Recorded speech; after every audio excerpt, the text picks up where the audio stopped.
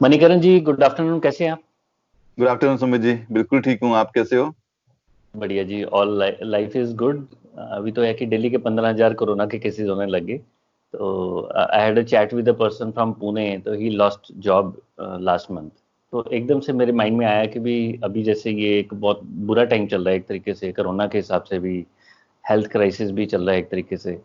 तो वहाँ पे काफ़ी लोग जो नौकरी से एकदम से, जैसे किसी को नोटिस पीरियड पे डाल दिया, काफ़ी लोग ऐसे हैं जिनकी इनकम भी कम हो गई है। मतलब मैं काफ़ी लोगों को जानता हूँ जिनकी 30% का कट तो आया ही आया है बेसिकली। तो जो जॉब किसी पर्सन की चाहे इनकम कम हो गई है, वो जॉब के अंदर चल रहा है, या किसी ने जॉब लूज कर ली है, राइट।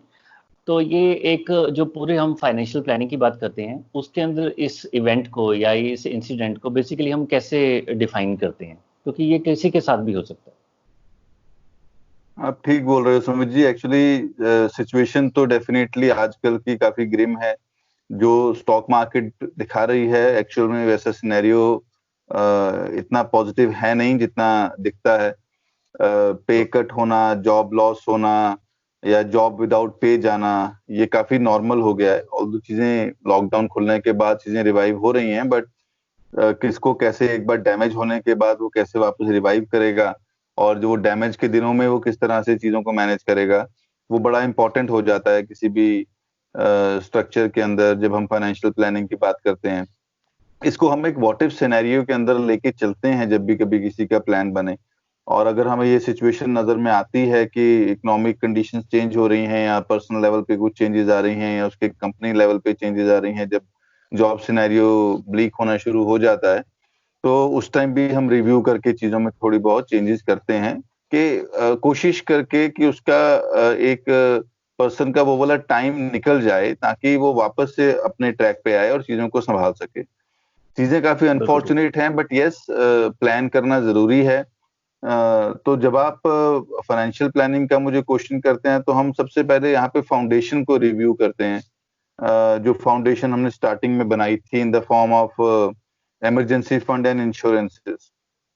क्योंकि ओके। अब जब रेगुलर पे चेक आना बंद हो जाएगा, रेगुलर सैलरी आनी बंद हो जाएगी, खर्चे तो वहीं रहेंगे, और वो खर्चे बिल्कुल बिल्कुल। कवर अप भी करने हैं। तो वो खर्चे एसेंशियल नॉन एसेंशियल्स को डिफाइन करना कि कौन से इंपॉर्टेंट हैं, कौन से पोस्टपोन किए जा सकते हैं, कौन से डिस्क्रिशनरी हैं, कौन से नॉन डिस्क्रिशनरी हैं। लाइक बच्चों की स्कूल फीस के बारे में हम बोल सकते हैं ये नॉन डिस्क्रिशनरी है, बेसिक एक्सपेंसेस नॉन डिस्क्रिशनरी है, तो इंश्योरेंसेस नॉन डिस्क्रिशनरी है, आपकी वेकेशन डिस्क्रिशनरी है, आपके ईटिंग आउट्स हम्म। डिस्क्रिशनरी हैं। तो चीजों को कैश फ्लो को समझना, चीजों को कैश फ्लो को डिवाइड करना, और अपना एक इमरजेंसी फंड बनाना, और ऐसी सिचुएशन में अगर आपको लगे कि कुछ चीज होने वाली है या हो सकती है, उस चीज को, उस इमरजेंसी फंड को बढ़ाना। हम जनरली 40 की एज से नीचे अगर कोई हो तो उसको 6 मंथ्स के लिए इमरजेंसी फंड बनाने को बोला जाता है। In okay. Tough times normally 3 month से भी हम काम चलाते हैं, बट इन टफ टाइम्स कम से कम 6 महीने का होना चाहिए। और इफ बिल्कुल। Somebody is above 40 years of age, उसका इमरजेंसी फंड एक 1 year प्लस होना चाहिए। Sometimes it depends on the sector you are working in, कि किस तरह की चीजें चल रही हैं। जैसे आजकल फार्मा अच्छा चल रहा है, आजकल कंज्यूमर डिस्क्रिशनरी की, कंज्यूमर नॉन डिस्क्रिशनरी के बारे में हम बात करते हैं कि शायद चीजें इंप्रूव हो जाएं जहाँ पे डिमांड रिवाइव हो, जी। टेक्नोलॉजी रिवाइव हो। तो वहां पे कई बार आप 6 महीने, 8 महीने, 1 साल की जगह 6-7 महीने की भी इमरजेंसी फंड रख सकते हैं। बट टेलीकॉम है, या आप ऑटो इंडस्ट्री में हो, तो यहाँ जहाँ पे आपको सबसे ज्यादा हिट लग सकता है, बहुत तो ज़्यादा। वहां पे डेफिनेटली आपको ज्यादा इमरजेंसी फंड बनाना पड़ेगा। तो पहला स्टेप तो यही रहता है कि आप अपनी, ताकि कैश फ्लो मैनेजमेंट कर सको उस टाइम पे, उस टाइम के अंदर, तो अपना कैश फ्लो समझना आपके हाथ में ही है, और उसको डिवाइड करना इंपॉर्टेंट और नॉन इंपॉर्टेंट में, और प्लस इमरजेंसी फंड बनाना। सेकंड इंपॉर्टेंट चीज जो प्लानिंग का पार्ट बनती है, वो है insurance planning. Most of the time आप भी जानते होंगे, इनफैक्ट आपका एक वीडियो भी है शायद, कि एम्प्लॉयज एम्प्लॉयर प्रोवाइडेड इंश्योरेंसेस के ऊपर डिपेंड होते हैं, जी। और 100% डिपेंड होते हैं उनको ये, और प्लस उनको ये नहीं मालूम होता कि उस पॉलिसी के अंदर फीचर्स क्या क्या हैं, कौन कौन कवर्ड हम्म। है, कैसे कवर्ड है। ऐसी सिचुएशन में अगर जॉब चली जाती है, तो एक तो वो कवरेज चली गई आपसे। और आजकल की ये हेल्थ पेंडेमिक सिचुएशन में अगर unfortunately if you get infected with this kind of virus और आपके पास इंश्योरेंस कवरेज भी नहीं है, जस्ट इमेजिन आपके फाइनेंसेस का क्या हाल होगा। सही बात। तो डिपेंडिंग मतलब staying dependent on employer provided coverage is very bad from financial planning point of view. That's why we always advise कि आपके पास अपना इंडिविजुअल कवर होना चाहिए। क्योंकि एम्प्लॉयर अपनी रिस्पॉन्सिबिलिटीज को कवर करता है, आपकी लाइबिलिटीज को कवर नहीं करता। तो आपको ये चीजें रिव्यू करनी है और अपना हेल्थ इंश्योरेंस कवर लेना है। अगर आपको सिचुएशन समझ में आ रही है कि जॉब को क्वेश्चन किया जा सकता है, तो हेल्थ इंश्योरेंस को बढ़ाओ, लाइफ इंश्योरेंस को बढ़ाओ, क्योंकि वो भी आपकी इनकम के ऊपर डिपेंड है। आप पर्सनल एक्सीडेंट इंश्योरेंस के बारे में कुछ नहीं कर सकते, क्योंकि वो क्लेम के टाइम पे भी आपकी इनकम देखी जाती है। तो पॉलिसी होना इज फाइन, बट अगर क्लेम के टाइम पे अनफॉर्चुनेट क्लेम आ गया और उस टाइम पे आपके पास ये कवर इनकम नहीं हुई, तो वो इनकम प्रूफ क्या देंगे आप, और उससे क्लेम कैसे लेंगे। तो इसीलिए इंश्योरेंसेस रिव्यू होंगी, आपका कैश फ्लो रिव्यू होगा, आपका इमरजेंसी फंड रिव्यू होगा। अब बहुत बार सिचुएशंस में ये भी है कि मतलब सिंपल क्वेश्चन ये भी किया जाता है मुझसे कि अब जॉब ही नहीं रही, इनकम नहीं रही, तो हम इमरजेंसी फंड बढ़ाएं कैसे। क्योंकि जॉब रहते हुए तो आपने कभी बात सुनी नहीं, लोन्स लेते गए, पर्सनल लोन लेते गए, आपने कार लोन लिया, आपने हाउस लोन लिया, और इस सिचुएशन में आके जब लोन पेमेंट ईएमआईज के लिए पेमेंट के लिए कैश फ्लो ही नहीं बचा, तो ऐसी सिचुएशन में अब आप क्या करेंगे। हर सिचुएशन को प्लान नहीं किया जा सकता, बट यस अब आप ये अज्यूम कर लीजिए कि चलो जब हम जॉब नहीं रहेगी तो ईपीएफ के पैसे, ईपीएफ हमारे लिए फ्री हो जाएगा विड्रॉ करने के लिए, जो नहीं विड्रॉ करना चाहिए टेक्निकली, क्योंकि that is the compulsory retirement saving जो हम बिना सोचे समझे करते हैं, और अच्छी तरह से अच्छा प्रोडक्ट है सेव करने के लिए। ग्रेचुटी आएगी अगर आप 5 साल से ज्यादा काम कर चुके हैं वहां पे, आपको लीव इनकैशमेंट या और सारी चीजें काफी मिल सकती हैं जॉब लॉस के टाइम पे। बट अगर हम टाइमली चीजों को सोच के कि मतलब अच्छे दिनों में, वो बोलते हैं ना कि save for the rainy days, तो अच्छे दिनों में अगर बुरे दिनों के सोच के हम थोड़ा सा प्लान कर लें, तो ऐसी सिचुएशन को इजीली हैंडल कर सकते हैं। तो आपके पास लिक्विडिटी प्रोफाइल क्या है। अब आपके पास अगर कैश फ्लो नहीं आएगा, तो आपकी इन्वेस्टमेंट्स में लिक्विडिटी क्या है। क्या आपने सारा का सारा पैसा यूलिप्स में डाल रखा है जो 5 साल के लिए लॉक इन है, या आपने सारा का सारा पैसा रियल एस्टेट में डाल रखा है जो आजकल की सिचुएशन में बिकने वाला नहीं है, राइट। आपका पैसा पीपीएफ में है जो 15 साल का लॉक इन है, although with some liquidity profile. तो वो दोबारा वो भी एक रिव्यू का पॉइंट बनता है कि अब नोट कीजिए आपके एसेट्स और लायबिलिटीज कहाँ पे हैं, आपने कहाँ से पैसा निकल सकता है, क्यों निकल सकता है, क्यों निकालना चाहिए, और क्या क्या ऑप्शंस हो सकती हैं। Just sit with your financial planner and understand की सिचुएशन के हिसाब से what is the best scenario, what is the best way out, जब हम इस सिनेरियो से बाहर निकल सकें। टफ टाइम्स हैं, टाइमली प्लान हो जाए तो बहुत अच्छा है, बट होने के बाद जैसे होने के बाद तो डॉक्टर्स भी आपको कई बार बोलते हैं कि नहीं बचा सकते, बट हेल्थ को ठीक रखेंगे, वेलनेस की तरफ काम करेंगे, तो शायद हम चीजों से अच्छा रिवाइव कर सकें। नहीं, बिल्कुल, ये राइट इन्फॉर्मेशन का बहुत ज़्यादा इंपॉर्टेंट रोल है। जैसे काफ़ी लोग बोल रहे हैं कि एक क्राइसिस तो जरूर आ गया है या एक सिचुएशन क्रिएट हो गई है। जैसे मेरे ब्रदर हैं, कज़न है, उन्होंने मेरे को इंटीमेट किया कुछ दिन पहले कि जो सरकार है वो जिन लोगों के ऑलरेडी क्रेडिट लिमिट, सभी ने कुछ ना क्रेडिट अकाउंट चल रहे होते हैं, तो जो लिमिट है उसका एक पर्टिकुलर पोर्शन सरकार ने बोला कि भी आपके जो एसएमई सेक्टर के अंदर लोग हैं आप उनको बुलाइए और उनको एक पर्टिकुलर प्रोपोर्शन का, सपोज कर लो किसी ने लास्ट फरवरी तक अप्रॉक्सीमेटली 10 लाख रुपए लिमिट के यूज़ किए हैं, तो आप उसको 20% लोन दे सकते हैं, यानी उसको 2 लाख रुपए आज की डेट में, हालांकि वो फोर्स नहीं कर रहे, बट नेचुरली हर एक पर्सन को आज की लिक्विडिटी चाहिए, खासकर बिजनेस के अंदर, तो वो लोग उसको एक्सेप्ट कर रहे हैं। 5 साल का सरकार टाइम दे रही है कि 5 साल के अंदर आप इस अमाउंट को वापस कर सकते हैं। तो आई थिंक अगर उस हिसाब से देखा जाए, जो पर्सन स्ट्रिक्टली जीएसटी को फॉलो कर रहे हैं, जिसे हम कहते हैं प्रॉपर एक नंबर का काम कर रहे हैं, they are still in a better position, you know. उनके पास बैंकिंग सिस्टम है, banking system is helping them really practically on ground. I can see that कि उनको है, लेकिन जो पर्सन जॉब के अंदर है उनके लिए बहुत मतलब मुश्किल है, बिकॉज आप एकदम से ऐसी पोजीशन के ऊपर आ गए हैं कि आप इनोवेटिव भी क्या करोगे। मेरे नोन है, उन्होंने देखा कि जी ये हमारा बिजनेस इफेक्ट हो गया, हम लोगों को कहीं से ऑर्डर आया, तो किसी ने पंजाब से साउथ इंडिया के अंदर प्रोडक्ट भेजना है, तो पहले जो 7 दिन लगते थे आज उसको 21 दिन लग रहे हैं। तो उन्होंने इस टाइम को यूटिलाइज किया। दे अभी थोड़ा सा एक चाइना का भी टाइम चल रहा है, एंटी चाइना जो इमोशन बिल्डअप हो रही है, ऊपर से बहुत बड़ा एक प्रोडक्ट आ गया है इंडस्ट्री के अंदर, सैनिटाइजर। तो आप देखेंगे, शायद आपने सुना होना चाहिए, लेकिन जो मैन्युफैक्चरिंग इंडस्ट्री के अंदर है, अराउंड 80% लोग किसी ना किसी तरीके सैनिटाइजर या डिस्पेंसर के साथ या ऑटोमेशन के साथ वो ऑलरेडी जुड़ चुके हैं। It is a very good market that way, कि एक अपॉर्चुनिटी भी क्रिएट हुई है। तो एक बिजनेस पर्सन, चाहे वो प्लास्टिक का काम कर रहा है चाहे रबर का काम कर रहा है, वो किसी ना किसी तरीके से इनोवेशन कर सकता है।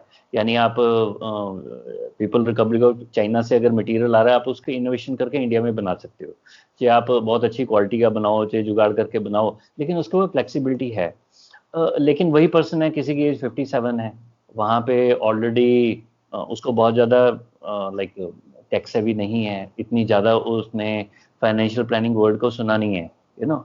और यहाँ पे जाके काफ़ी लोग ऐसे होते हैं, जैसे किसी की मैरिज लेट हुई है तो 55 और 60 के बीच में बच्चों को सेटल कर रहे हैं, शादियाँ हो रही हैं या एजुकेशन लो जा रहे हैं। आई थिंक उन लोगों के पास अगर बाई चांस किसी भी तरीके से कोई कॉन्टीजेंसी फंड नहीं है, उनके लिए तो it's a worst kind of situation, you know, कि भी आपको समझ नहीं आ रहा कि अब करें तो क्या करें, और आपके हाथ में भी ऐसा नहीं है कि आपकी उम्र अभी 55, 57 के आसपास, तो आप क्या करोगे इस टाइम के ऊपर। और वहीं पे जो यंग लोग हैं, जहाँ पे अपॉर्चुनिटीज कम हो रही है इंडस्ट्री के अंदर, तो आप एकदम से जाके तो नौकरी को फाइंड आउट नहीं कर सकते। तो मैं कई बार काफ़ी लोगों को ये बोलता हूँ, जैसे अभी कोई पर्सन थे, वो बोल रहे थे मेरे को कि मेरे पास लोन की, मेरे पास 10 लाख रुपए पड़ा और 8 लाख का लोन पड़ा हुआ है, तो क्या मैं सारा का सारा लोन को देके ख़त्म कर दूँ, है ना, कि मेरे पास लाइबिलिटी नहीं रहेगी। मैं कहा 8 लाख का लोन दे दोगे तो 2 लाख रुपये आपका बचेगा, ठीक है, तो ठीक है, it's a good thing, but better है अगर आपको किसी तरीके से बनता है तो इसमें से कोई ना कोई कोशिश करके, चाहे कोई आप स्टार्टअप क्रिएट करें या कोई दुकान ले लीजिए, कोई ऐसे तरीके से कोशिश करके इनकम बढ़ाने की कोशिश करिए, जो भी आपको समझ आता है, आप इस फील्ड के अंदर ही है। तो कॉन्टीजेंसी फंड तो एक चीज होगी है। एक नॉर्मल पर्सन, जैसे उसने एक करियर की प्लानिंग ही स्टार्ट की है, ठीक है, उसके पास फ्लेक्सिबिलिटी बहुत ज़्यादा है, लाइबिलिटी नहीं है, यू नो, और एकदम से मार्केट के अंदर इस टाइप से सिचुएशन क्रिएट हो जाए कि सैलरीज कम हो गई हैं, तो क्या ऐसे पर्सन को कुछ या एक और सिचुएशन है कि हस्बैंड वाइफ है, 2 बच्चे हैं, ऑलरेडी लोन भी चल रहा है, ईएमआई आज की डेट में सब लोगों को बड़े शौक से ईएमआई ले लेते हैं, यू नो, लोन लेना लोगों को इजी लगता है।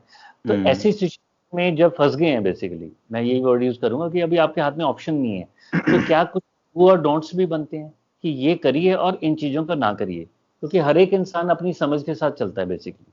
लाइक मैं, जैसे मेरे को अगर जो इन्वेस्टमेंट कई तरीके से ऐसे समझ आती है कि अब मैं अपनी स्किल बिल्डिंग के ऊपर है, मैं कुछ गैजेट्स ऐसे यूज़ करना चाहता हूँ जिससे जैसे हमारा सीटिंग का काम काफ़ी हो जाता है, तो I might invest in gadget, जिससे सेडेंटरी लाइफस्टाइल के बाद कल को मेरे को 5-7 साल के अंदर मेरी बैक की प्रॉब्लम ना हो। मेरे को लगता है कि हम लोग ज़्यादा बैठ के काम करते हैं, हो सकता है ऐसी प्रॉब्लम आ सकती है, तो I will take that as an investment.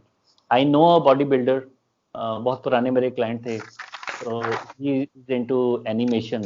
So this gentleman told me in 2007, वो कहते हैं मैं क्या करता हूँ, ऑफिस से आता हूँ और उसके बाद मेरे को कुछ ज़्यादा करने को नहीं होता, यू नो।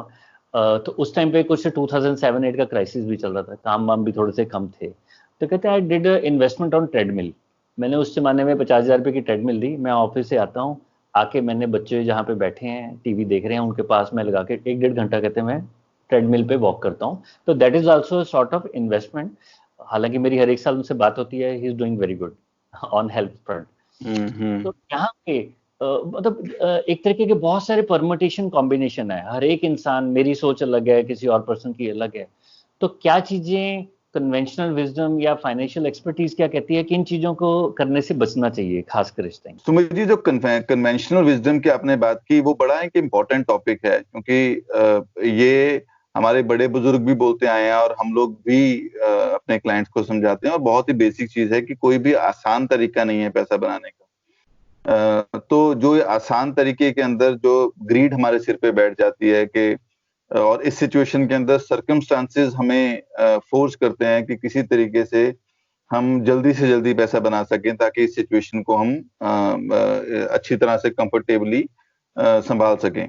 बट ऐसा कोई तरीका है नहीं। मैंने ये एक्सपीरियंस किया था, मेरे एक क्लाइंट की जॉब गई और उसके पास अच्छे खासे कुछ बेनिफिट्स आने थे, तो उनको उनके फ्रेंड्स ने एडवाइस किया जो ऑलरेडी जॉब में थे कि तुम ये शेयर ले लो, तुम्हारे पैसे ज्यादा जल्दी बढ़ जाएंगे, तुम जॉब लॉस के इस टाइम के अंदर तुम्हें इनकम की जरूरत नहीं पड़ेगी और पैसा मल्टीप्लाई हो जाएगा। तो डेफिनेटली लालच एक सबके माइंड में आता है और दोस्त हैं। तो मेरे से जब बात हुई तो मैंने उनको बोला कि आपके फ्रेंड जिस टाइम पे कंफर्टेबल सिचुएशन में हैं, उनकी सैलरी आ रही है, आपकी सिचुएशन बिल्कुल अलग है, आप दूसरों से अलग हो, आपका रिस्क प्रोफाइल अलग है, आपके सोचने का तरीका अलग है, आपके फाइनेंशियल फैमिली प्रोफाइल अलग है, राइट, आपकी रिक्वायरमेंट्स अलग हैं। तो हमें इन चीजों को नहीं सुनना चाहिए, नहीं देखना चाहिए और उस पर एक्ट भी नहीं करना चाहिए।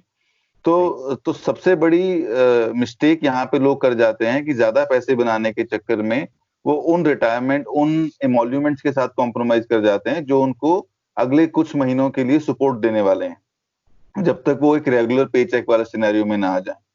तो सबसे बड़ा इंपॉर्टेंट यहाँ पे डोंट ये है कि जल्दी पैसा बनाने के लिए don't invest your money without thinking about your financial goals और without thinking your near term responsibilities. दूसरा एक इम्पॉर्टेंट डोंट ये मैं बोलूंगा कि ऐसी सिचुएशन में फ्रेश लोन नहीं लेना चाहिए। क्योंकि बहुत बार मैंने ये देखा है कि जब आपके पास पैसे आते हैं और अकाउंट में पैसे पड़े होते हैं, it's very difficult to part with your money. अगला बोलता है कि मुझे खर्चे नहीं करने, मुझे अपने पैसे नहीं निकालने चाहिए, मुझे बड़ा मुश्किल है, मैं जॉब ढूंढ लूंगा, क्या कर लूंगा। और पैरेलली बैंकर आके आपको एडवाइस करता है, आपके फ्रेंड्स आपको एडवाइस करते हैं, तो क्यों नहीं 7-8% पे 10% पे एक लोन ले लेता, पर्सनल लोन ले लेता और उसकी ईएमआई चलती रहेगी, कुछ ये वो। तो जब आपके पास खुद का एक रेवेन्यू सोर्स नहीं है, इनकम सोर्स नहीं है, आप ऊपर अपने सिर पर लाइबिलिटी बना के बैठ जाओ, when you are not sure कि अल्टीमेटली जॉब कब मिलने वाली है, कैसा होने वाला है, तो why you start paying interest to somebody else. तो बोरोइंग से इस टाइम पे दूर रहना चाहिए इस सिचुएशन के अंदर। बोरोइंग के साथ साथ ही लेंडिंग से दूर रहना चाहिए। एक ये भी बड़ा इंटरेस्टिंग पॉइंट है कि जब आपके पास पैसा अचानक हाथ में आ जाता है और आपके पास आपके फ्रेंड सर्कल में, रिश्तेदारों में सबको मालूम है कि आप के साथ ही सिचुएशन हुई, बट सिचुएशन के साथ साथ आपके पास इतना पैसा है, तो वो पैसा भी सामने वाला डिमांड कर सकता है कि चलो मुझे 3 महीने के लिए दे दो, मुझे 6 महीने के लिए दे दो, मुझे 1 साल के लिए दे दो, मेरे बिजनेस में ये है, मेरे वो है, रिक्वायरमेंट्स हैं। तो इमोशंस और ये अपनी जगह। तो इस सिचुएशन में जब आपको जरूरत है, आपको अपना फ्यूचर दिखाई नहीं दे रहा, तो how can you make others person future, उसको स्टेबिलिटी आप कैसे दे सकते हो। और जब आजकल का कोरोना टाइम्स हैं और आप बोलो कि किसी का बिजनेस बंद हो रहा है, किसी का बिजनेस में स्लो हिट हुआ है, पूरा लॉसेस में है, तो आप उसको लैंडिंग कर दो और वहां से पैसा ना आए, तो ये भी क्लियर कट लॉस हुआ आपके लिए। तो बोरोइंग एंड लैंडिंग दोनों से दूर रहना है, इन्वेस्टमेंट्स भी नहीं करनी, ऐसी सिचुएशन में लालच के अंदर नहीं करनी। यू हैव टू अंडरस्टैंड कि अब आपके पास एसेट लाइबिलिटीज क्या है, उसमें देखो कि कहाँ कहाँ पे नियर टर्म रिस्पॉन्सिबिलिटीज है, लॉन्ग टर्म, मीडियम टर्म है। पहले नियर टर्म के लिए एलोकेट करो, फिर शॉर्ट टर्म के लिए करो, फिर जो बचेगा वो लॉन्ग टर्म में डाल देना, क्योंकि सिचुएशन चेंज हो गई है बिल्कुल। चौथा, मैंने एक और बड़ी गलती देखी है लोगों के माइंड में, जहां पे सेलर्स और मिस सेलिंग की बात आ जाती है।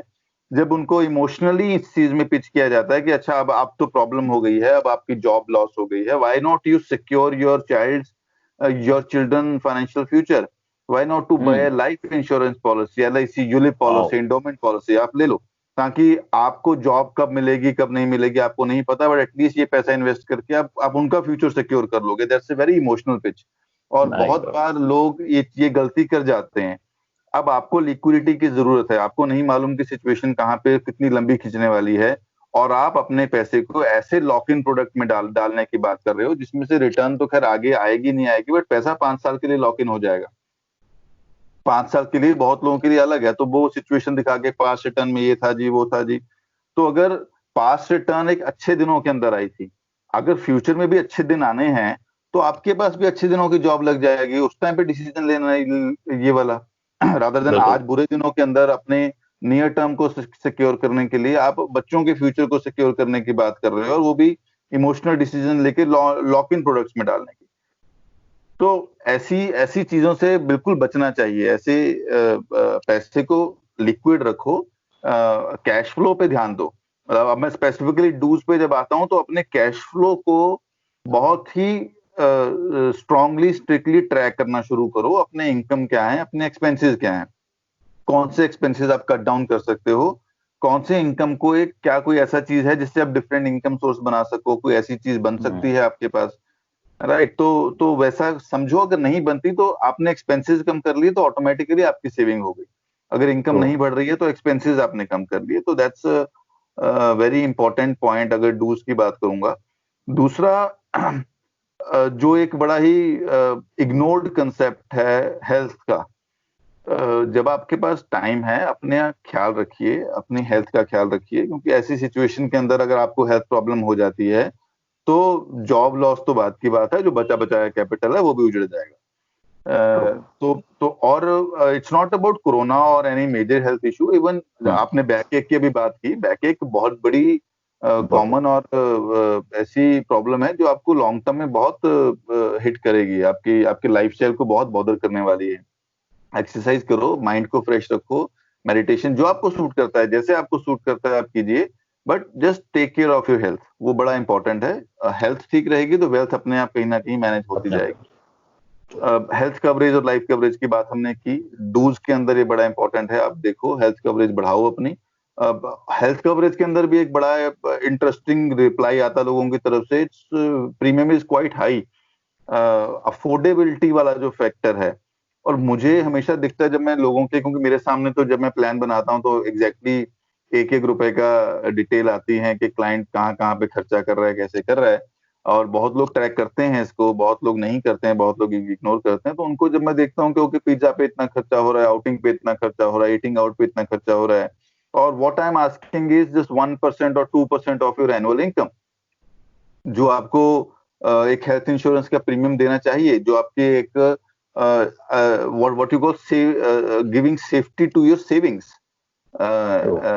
तो उसको बहुत ही इग्नोर नहीं करना चाहिए। आई बिलीव 5% के करीब आपका टोटल एनुअल इनकम का पैसा इंश्योरेंसेस में जा सकता है, इजीली जा सकता है। लाइफ इंश्योरेंस, टर्म इंश्योरेंस सबको कंबाइन करके एक स्टेज के बाद जब आपकी सेविंग ज्यादा हो जाती है तो आपको कई बार लाइफ इंश्योरेंस की जरूरत नहीं होती, तो you can discontinue life insurance and increase your health insurance, क्योंकि हेल्थ इंश्योरेंस तो बढ़नी है। परमानेंट ये जो पर्सनल एक्सीडेंट इंश्योरेंस है वो भी एक लेवल तक आके जब आपको लाइफ इंश्योरेंस की जरूरत नहीं रही तो बहुत बार परमानेंट एक्सीडेंट डिसेबिलिटी वाली पॉलिसी की भी जरूरत नहीं रहती है, तो you can discontinue the policy and use the premium for health insurance. तो वो थोड़ा सा मिक्स मैच करके चलना पड़ता है। अगर ये अफोर्डेबिलिटी का एक्सक्यूज दिया जा रहा है, I would always say excuse, क्योंकि हर इंसान अफोर्ड कर सकता है और वो करता भी है। जरूरत पड़ने पे वो पूछेंगे कि किसी भी लेवल की पॉलिसी लेने को रेडी हो जाते हैं, और जब जरूरत नहीं होती, when things are important not urgent, उसको इग्नोर कर देते हैं। तो that's the very important point जिसको देखना चाहिए। प्लस खुद को अपग्रेड करते चलो। आजकल बहुत सारी टूल्स हैं, बहुत टेक्नोलॉजिकली आपके पास चीजें इंप्रूव हो गई हैं। व्हाट्सएप पे टाइम वेस्ट करने की बजाय, फेसबुक ट्विटर पे टाइम वेस्ट करने की बजाय, why not you spend your time on learning. मैं हैरान हूँ, बहुत लोगों ने इस लॉकडाउन को यूज ही नहीं किया, घर में जरूर बैठे रहे, just cribbing, just wasting time on Facebook and just WhatsApp पे गप्पे मार ली। ठीक है, पहले हफ्ता जब आपको नई नई चीज दिखी थी, आपने टाइम पास कर लिए, नई नई छुट्टियां आई थी, बट उसके बाद you have got so many options. आप लिंक्डइन पे चीजें खुद को कोई कोर्सेज करके इम्प्रूव कर सकते थे। आपने ऑनलाइन कोर्सेज, हर एक इंस्टीट्यूशन ने ऑनलाइन कोर्स शुरू कर दिया था। इवन IIM कोलकाता के बड़े ऑनलाइन कोर्स आए थे, IIM अहमदाबाद के कोर्स थे। तो when you keep upgrading yourself, जब जॉब लॉस के सिनेरियो, जब रिट्रेंचमेंट का सिनेरियो आता है, तो एम्प्लॉयर डेफिनेटली सोचेगा आपके बारे में कि ये पर्सन एजुकेटेड है, इसने एक नया स्किल लर्न किया है ये। और या आप भी अपनी अपनी सिचुएशन को बता सकते हो, आप भी अपने नई डेवलपमेंट को बता सकते हो कि मैंने ये किया है and I can help you in this way. जैसे आपने अभी एक बात की थी कि सेल्फ एम्प्लॉयड पर्सन या एंड बिजनेस पर्सन कहीं ना कहीं इनोवेशन के थ्रू अपने आप को बचा लेता है, बट जॉब सिनेरियो वाला नहीं बचा सकता। बट ये भी फैक्ट है कि हम दोनों इंटरडिपेंडेंट हैं एक दूसरे के ऊपर। एम्प्लॉयर और एम्प्लॉय दोनों को एक दूसरे की जरूरत है। अगर एम्प्लॉय ये बोले कि I have got this much of skill और मैं इन चीजों में आपके इस नए प्रोजेक्ट में आपकी हेल्प कर सकता हूँ और वो चीजें बन सकती हैं, व्हाई नॉट, एम्प्लॉयर क्यों इसको निकालेगा। दोनों मिलके काम करने की बात करेंगे, प्रोवाइडेड आपने अपने टाइम को प्रॉपरली यूटिलाइज किया है। तो अपग्रेड करना इज वेरी इंपॉर्टेंट आजकल के टाइम में, बिकॉज आपके कंपटीशन में बहुत चीजें चल रही हैं। तो आपसे यंग, जैसे जैसे आपकी उम्र बढ़ती जा रही है, एज के साथ साथ आपके कंपटीशन आपके यंग होते जा रहे हैं। तो वो वहां पे आपकी आपकी सैलरी के बेस पे 2 यंग पर्सन को एम्प्लॉय किया जा सकता है। ऐसी जी सिचुएशंस खड़ी हो गई हैं बहुत सिनेरियोज के अंदर। तो बट अगर आपका एक्सपीरियंस है, आपके पास स्किल्स हैं, आपके पास नॉलेज है, तो why would anybody like to shunt you. वो तो इनफैक्ट आपके इस एक्सपीरियंस को यूज करना चाहेंगे। मतलब पे कट हो सकता है, सिनेरियो जैसे ब्लीक हो, बट एटलीस्ट जॉब लॉस नहीं हो सकता। तो चीजें मैनेज हो सकती हैं। तो जैसे ये गांव जहां में जैसे गांव में बोलते हैं कि जी जो गाय दूध दे रही है उसको घर से कौन निकालता है, ठीक है नहीं। बिल्कुल तो एक अगर आपकी वर्थ ये है, आपकी वैल्यू है कि आप जिस ऑर्गेनाइजेशन में हैं, चाहे आपका अपना काम है किसी भी तरह, अगर वहाँ पे आप वैल्यू एडिशन दे सकते हो, प्रोडक्शन दे सकते हो, इनोवेशन दे सकते हो, या आप जहाँ पे सिंपल लैंग्वेज में बोले जहाँ पे आप काम कर रहे हो, तो आपका जो मालिक है उसको आप वर्थ दे सकते हो, तो वो क्यों निकालेगा? कोई लॉजिक ही नहीं बनता कहीं पे भी। बिल्कुल वो तो एक बहुत वर्स्ट केस सिनेरियो हो गया। अगर उसको चॉइस करनी है कि जी मेरे को ये 4 बंदों में से किसी पर्सन 2 बंदों को मना करना पड़ेगा ड्यू टू दिस सिनेरियो, तो जो सबसे अच्छे होंगे, जो एम्प्लॉइज हैं जिनकी स्किल सेट अच्छा होगा, उनको वो नेचुरली अपने पास रखेगा ही रखेगा। ये तो बिल्कुल प्रैक्टिकल सी एक रखेगा जी। बात। इनफैक्ट सैलरी चाहे नेगोशिएट कर ले, क्योंकि डेफिनेटली उसको लॉस हुआ होगा किसी ना किसी लेवल पे। सैलरी नेगोशिएट, ये दोनों की आपस की अंडरस्टैंडिंग है। Salary negotiation is not equal to job loss. आप नेगोशिएट कर सकते हो कि I will help you in generating revenues, I will help you in making more profits, तो लेट्स डू इट टुगेदर। तो यही एम्प्लॉयर एम्प्लॉय का रिलेशन है, बोथ आर इंटरडिपेंडेंट। तो चीजें चलती हैं, बिल्कुल चलती हैं। नहीं, हम लोग ये ना जैसे एस्ट्रोलॉजी में एक वर्ड यूज करते हैं कि कई बार किसी की आजकल बड़े खतरनाक नाम यूज किए जाते हैं, खासकर जो एस्ट्रोलॉजर होते हैं। किसी की जी 7:30 आ गई, Rahu Ketu, these are very dreaded words जिनसे लोग घबराते हैं, और जो एस्ट्रोलॉजर उसको बहुत फायदा होता है इस चीज से कि जी सामने वाला ऑलरेडी डरा हुआ उसको और डरा दिया। तो ऐसे ही जो अगर आप वृंदावन मथुरा या बहुत अगर उस वेस्ट बंगाल की साइड में जाएंगे तो वहाँ पे काफी योगी होते हैं, they are very powerful person. उनका सिंपल एडवाइस होती है, वो कहते हैं आप इस चक्कर में ना, जब आपका बुरा वक्त चल रहा है तो आप इसको थोड़ा सा कॉमन सेंस लगाइए कि भाई टाइम ही मेरा ठीक नहीं चल रहा। तो एक हम्म। इंसान का वक्त बुरा चल रहा है तो उसके ऊपर मार पड़ी, उसकी नौकरी चली गई। अब वो कुछ कर तो सकता नहीं था, लेकिन he can use his common sense to see कि नहीं यार टाइम ठीक नहीं चल रहा। और वहीं पे वो अगर जैसे आपने बताया कि कुछ लोग इन्वेस्टमेंट कर बैठते हैं या अपने ऊपर लाइबिलिटी ले पड़ते हैं, कि आपने वो कहते हैं जी, जैसे कहते हैं कि कंगाली में आटा गिला वाला हिसाब हो गया कि जी आपका वक्त वैसे ही बुरा चल रहा था और ऊपर से आपने वर्स्ट काइंड ऑफ डिसीजन ले ली, अपने ऊपर लाइबिलिटी ले ली, या जब ठीक टाइम था ही नहीं तब आप एक just on sort of gambling कह लीजिए, या किसी की बात मन के इस टाइप के डिसीजन ले जाते हैं। देखिए स्पिरिचुअलिटी में एक कहा जाता है कि अगर आप थोड़ा सा, जैसे अभी आजकल लोग तो खैर ज्यादा बिलीव नहीं करते, कि अगर आप भगवान के साथ थोड़ा जुड़ के चलते हो, कि कोई भी बड़ी मुसीबत आती है ना, वो एक छोटे से कांटे की तरह लग के निकल जाती है। तो वहीं पे जब बंदे का बुरा वक्त भी आ रहा होता है, and if is addicted with non veg या अल्कोहल, ये तो देखिए पर्सनल चॉइसेस हैं, बट स्पिरिचुअली ऐसा माना जाता है कि अगर आप इस टाइप की अपना तामसिक अगर आप अपना बिहेवियर रखते हैं, डाइट रखते हैं, तो आपको उसी तरह के बैड आइडियाज, बैड कंपनी, वो लोग आपकी तरफ आएंगे, या बैड, आप उसको साइंटिफिकली बैड एनर्जी बोल लीजिए, वो लोग आएंगे और आपके उस बुरे वक्त के अंदर आपको बुरी सजेशन भी देंगे, और आपकी जैसे कहते हैं बुद्धि काम नहीं करेगी, और उसी टाइप से आप गलत डिसीजन भी ले लोगे। तो ले पुराने लोगे। जो सियाने वो तो इसी हिसाब से चलते थे कि जी ठीक है भाई बुरा वक्त है, आराम से बैठा रहे, या जैसे कहते थे कि जब ये लड़का हाथ से जा रहा है तो इसकी शादी कर दो। तो आप उसको कैसे एनालाइज करोगे कि शादी और उस बच्चे की बुरी मतलब अगर उसकी बुरी संगत हो रही है उसका क्या लिंक है, भाई उसके ऊपर जिम्मेवारी पड़ जाएगी। तो पुरानी जो टाइम चल रहे थे, या जैसे लोग चाहे हम कन्वेंशनल विजडम कहें या इसको कॉमन सेंस कह लें, या एक गाँव की जो नुक्ते होते थे, तो वहाँ पे हमेशा ही बताते हैं कि ठीक है आप थोड़ा सा पैसा जोड़ के रखो और ज़्यादा उछल कूद मत करो, क्योंकि जो पैसा है वो तो भाग्य से ही आना है। जब दुर्भाग्य चल रहा है उस टाइम पे आप पंगा ले लोगे, फिर तो आप जैसे कहते हैं बुरी हालत कर बैठोगे, राइट।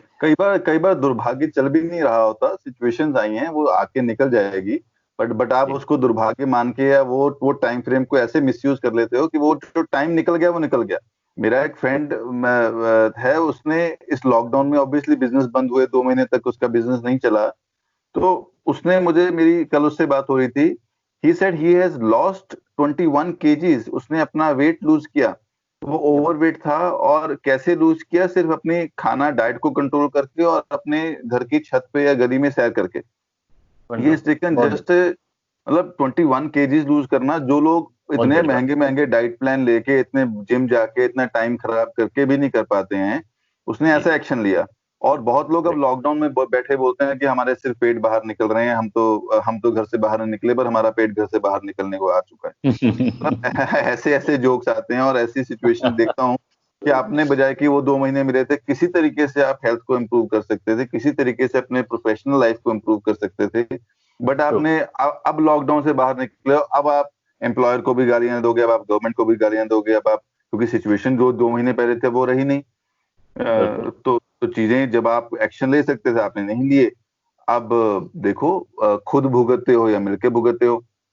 बट जो लोग नहीं है इस सिचुएशन में, और जो लोग कर सकते हैं, उनको शायद मेरी बातें, हमारी डिस्कशन कुछ समझ में आए कि just I mean you have to understand कि टाइम हमेशा एक सा नहीं रहता, पॉजिटिव और नेगेटिव, अच्छा टाइम और बुरा टाइम और अच्छा टाइम आपस में साइकिल की तरह चलते रहते हैं। तो just be prepared for both, और चीजों को प्लान करके चलो, स्टेप बाय स्टेप चीजें ठीक चलेंगे आपकी लाइफ में। तो एक जो आज की हॉट टॉपिक चलता है जिसको म्यूचुअल फंड बोलते हैं, एसआईपी है, तो काफी लोग एक बिल्कुल 1 मिनट के अंदर एडवाइस दे देते हैं कि एसआईपी तो आपको हर टाइम में चलाते ही रहने चाहिए, तो ऐसा अगर किसी पर्सन का जॉब लॉस हो जाता है तो उसको मालूम है, इतना तो आइडिया हो ही जाता है अपनी फील्ड का कि भी कुछ महीने मतलब हमारी मतलब एकदम से नौकरी मिले ना मिले तो कुछ टाइम रहना है, तो इमीडिएटली उसके अंदर भी कुछ होता है कि भी आपको जो अपनी इन्वेस्टमेंट चल रही है उसको कंटिन्यू करना चाहिए, या चलिए ठीक है आप थोड़ी देर के लिए ब्रेक भी ले सकते हैं। बिल्कुल ले सकते हैं जी। ये मैंने कहा ना कि आपको कैश फ्लो रिव्यू करना पड़ेगा, एसेट लाइबिलिटीज रिव्यू करने पड़ेंगे, near term short term goals review करने पड़ेंगे। आपके एसआईपी जो चल रही हैं वो कई बार इक्विटी में चल रही होती हैं, या कई बार डेट में चल रही होती हैं, जिस भी प्रोडक्ट में चल रही हैं, तो वो आप लॉन्ग टर्म गोल के लिए चला रहे थे। अब तो लॉन्ग टर्म गोल के लिए सेविंग्स की तो इनकम ही नहीं आ रही है आपके पास, अब आप सेविंग करोगे कहाँ से? तो एसआईपी को तो हॉल्ट करना ही पड़ेगा, पॉज करो या बंद करो, ये रीस्टार्ट हो सकती है। These are mutual funds are flexible instruments, तो उसमें कोई इतना बड़ी नहीं है। ठीक है, सिचुएशन में हमें करना पड़ गया, तो जब सिचुएशन इंप्रूव होगी हम दोबारा चला लेंगे। बट इन्वेस्टमेंट्स विड्रॉ करने से पहले आपको 2 बार सोचना है कि क्या मैं विड्रॉ करूं या ना करूं। ऐसे इन्वेस्टमेंट आपने बंद कर दी फ्रेश, ताकि आपका जो कैश फ्लो है वो रुक जाए, आपके एक्सपेंसेस के अंदर सेविंग्स का पोर्शन बंद हो जाए, आपको क्लियर कट समझ में आए कि ये मेरा पैसा है जो मेरे खर्चे हैं घर के। पर आप जब विड्रॉ करने की बात आएगी, फिर जैसे मैंने बताया था आपको कि इमरजेंसी फंड फर्स्ट प्रेफरेंस, फिर आपके पास अब इमरजेंसी फंड आपने कैसे बनाया है वो आपने देखना है कि अपनी सेविंग से पैसे निकाल रहे हो, या आपको कुछ एम्प्लॉयर की तरफ से एमोल्यूमेंट मिले हैं, या कुछ और सेविंग आपके पास पैसे थे जो आपने एक इमरजेंसी फंड बना लिया 6 महीने का या साल का। Next step is near term goal. Okay, ये पैसा 2 साल में चाहिए, ये 3 साल में चाहिए, उसको आपने सेव कर दिया, उसके साथ कोई छेड़छाड़ नहीं करनी, उसको एक अलग अलग तरह से रख दो इमरजेंसी फंड के बाद। सेकंड स्टेप, थर्ड स्टेप में फिर आप मीडियम टर्म गोल्स की बात करोगे। अगर उसके बाद भी आपके पास पैसा बचता है चीजों का, तो वो चाहे इक्विटी में या जैसे भी लॉन्ग टर्म एसेट एलोकेशन में डाल के छोड़ना छोड़ दो। बट जब आपके पास रेगुलर इनकम नहीं आ रही है, आप उसको सप्लीमेंट नहीं कर सकते फर्दर सेविंग्स के साथ, तो आई बिलीव के थोड़ा सा सोच, इक्विटी में भी थोड़ा सोच समझ के बैठना चाहिए। That's why I always said कि आप अपने लेवल पे, मैं खुद अपना डिसीजन लेना बड़ा मुश्किल होगा मेरे लिए। I need somebody to guide me, to hand hold me, to take me through all this kind of emotional instances, ताकि मेरा डिसीजन जो हो वो सही हो। थर्ड पार्टी वैलिडिटी बहुत जरूरी है, प्रोफेशनल अंडरस्टैंडिंग बहुत जरूरी है इस पे। तो जो आपका फाइनेंशियल प्लानर आपकी हेल्प करेगा। बिल्कुल ठीक है, बिल्कुल ठीक है। नहीं, मैं अभी रिसेंटली ना कुछ एग्जांपल्स हुए हैं, उधर से हमें एकदम से चटपटी न्यूज़ मिलती है कि डोनाल्ड ट्रंप ने कुछ इस टाइप से कर दिया। फिर ये टेनिस के नंबर 1 प्लेयर हैं, उन्होंने स्मार्टनेस दिखाई, एक ट्रेंड को बीट करने के लिए अपनी समझदारी दिखाई, उन्होंने एक टेनिस का इवेंट कर डाला और 5000 लोग इकट्ठे हो गए, अब खुद वो इन्फेक्शन हो गया उसको, इज कोरोना अफेक्टेड, राइट। तो कुछ लोग, वही मेरे को बात अच्छी लगी कि भी नहीं, हमने जब भी कुछ करना है तो आप एक्सपर्ट से एडवाइस तो जरूरी है, कि आप ठीक है टेनिस के नंबर 1 प्लेयर हो, लेकिन आपके जो मन में आया उसके हिसाब से आप नहीं, हेल्थ क्राइसिस एक चल रहा है उसके अंदर आप ऐसे एडवेंचर मत करिए। तो ये एक बड़ा क्लासिक सा एग्जांपल है कि भी आप एक फील्ड में एक्सपर्ट हो तो जरूरी नहीं है कि भी आप बाकी चीज़ों के अंदर भी उसी तरीके से अप्लाई कर सकते हो अपनी नॉलेज को, राइट। चलिए जी, जॉब क्राइसिस के ऊपर एक जो ये सिनेरियो क्रिएट हुआ है, आपकी तरफ से इनपुट्स आई हैं, बहुत बहुत शुक्रिया उसके लिए। और अपने दोस्त को बधाई दीजिए जिन्होंने अपना अपना रिड्यूस किया इस टीम के अंदर। ठीक है, चलिए टाइम निकालने के लिए बहुत बहुत शुक्रिया। चलिए, thank you very much. Thank you so much, thank you so much.